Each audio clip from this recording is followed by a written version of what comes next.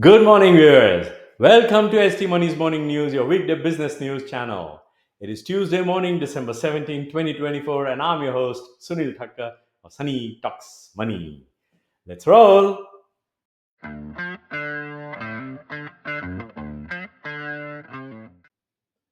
The Nasdaq closed at a record high on Monday, and the S&P 500 also rose as investors gauged the latest economic data while looking toward the Federal Reserve's final policy announcement of the year later in the week to gauge the path of interest rates. US stocks broadly ended Monday's session higher as traders geared up for interest rate decisions by major central banks across the globe due later this week.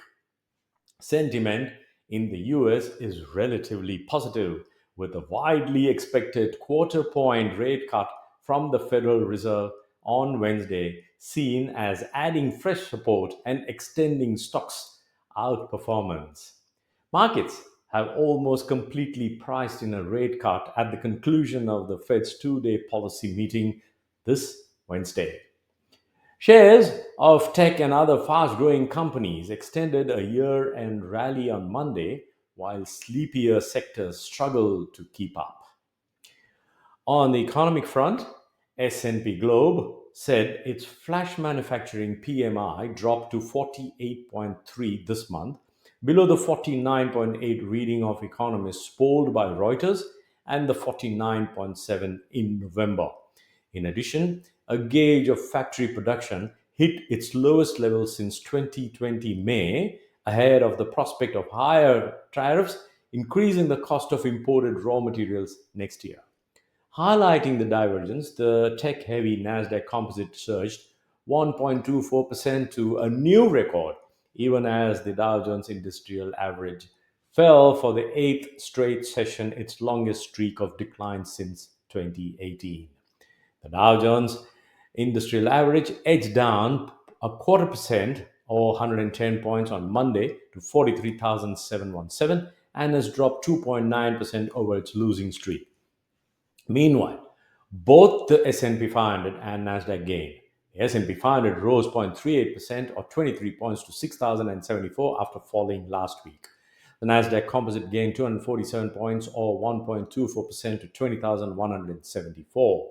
The S&P 500 has rallied more than 27% this year as optimism over growth in artificial intelligence related companies, the start of Fed's rate cutting cycle, a resilient economy, and expected pro business policies from Donald Trump's incoming administration have helped boost equities.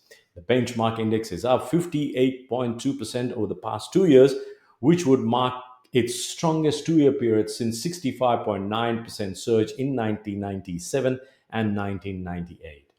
Momentum for tech stocks accelerated last week when chip and software maker Broadcom reported a big jump in revenue, raised its dividend, and presented an encouraging outlook for its artificial intelligence business.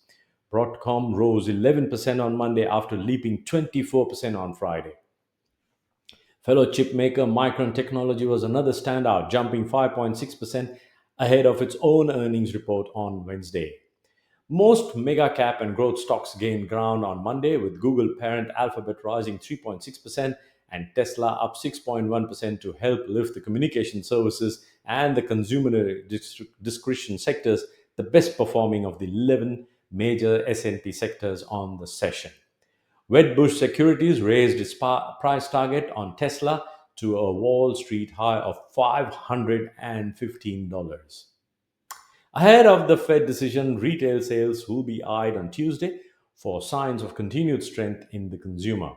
Honeywell International climbed 3.7% after the industrial conglomerate said it was exploring a separation of its aerospace business.